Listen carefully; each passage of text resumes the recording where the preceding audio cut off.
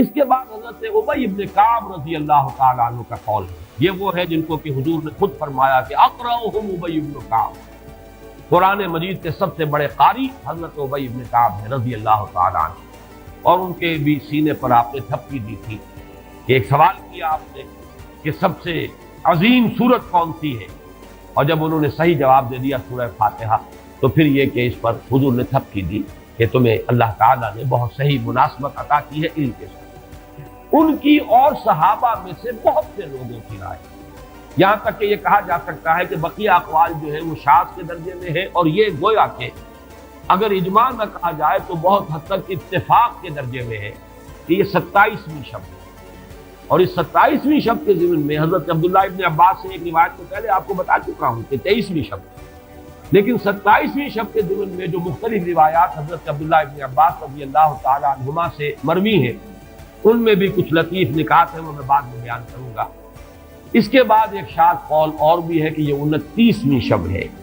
تو یہ گویا کہ 9 ہے اقوال، ان میں سے بعض جلیل القدر صحابہ کے ہیں، عبداللہ ابن مسعود، ابو ذر غفاری، ابن عباس، ابی ابن کعب،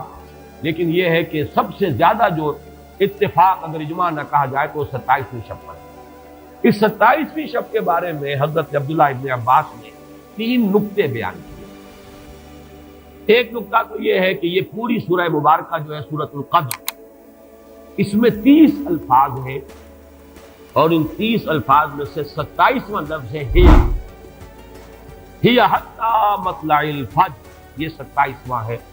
اس کے اعتبار سے گویا کہ انہوں نے ایک ربط قائم کیا ہے کہ یہ 27ویں شب ہے۔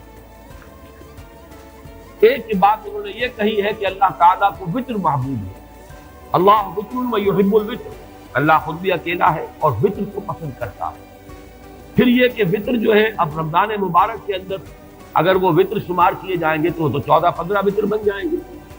لیکن اس میں چونکہ آخری عشرے کے بارے میں بہت سی روایات جو ہے ان کا تقریباً اجماع ہو جاتا ہے کہ آخری عشرے میں،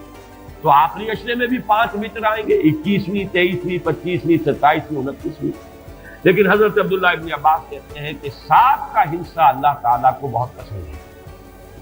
اور بہت سی چیزیں جو ہے عالم تکوینی میں بھی اور عالم تشریعی میں بھی بہت سی چیزیں وہ ہیں کہ جو 7 کے حصے کے ساتھ وابستہ ہیں۔ 7 آسمان ہیں، 7 زمینیں ہیں، ہفتے کے 7 دن ہیں، طواف کے 7 شوط ہیں، سعی بین صفا والمروہ وہ بھی 7 مرتبہ ہے، ادھر سے ادھر، ادھر سے ادھر 7،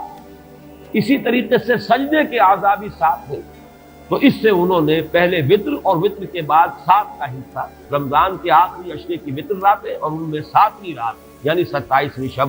وہ اپنے اس حساب کتاب سے بھی، اور جب انہوں نے یہ بات بیان کی تو حضرت عمر رضی اللہ تعالی عنہ نے ان کی تحسین کی۔ آخری بات اور بھی کہی گئی ہے کہ لیلۃ القدر جو ہے اس کے اندر حروف کو اگر شمار کیا جائے تو 9 بنتے ہیں، اور یہ لیلۃ القدر اس سورہ مبارکہ میں 3 مرتبہ آیا ہے۔ انا انزلناہ فی لیلۃ القدر وما ادراک ما لیلۃ القدر لیلۃ القدر خیر من الف شہر، اس اعتبار سے بھی 3 کو ضرب دی جائے 9 سے تو وہ بھی 27 کا نمبر۔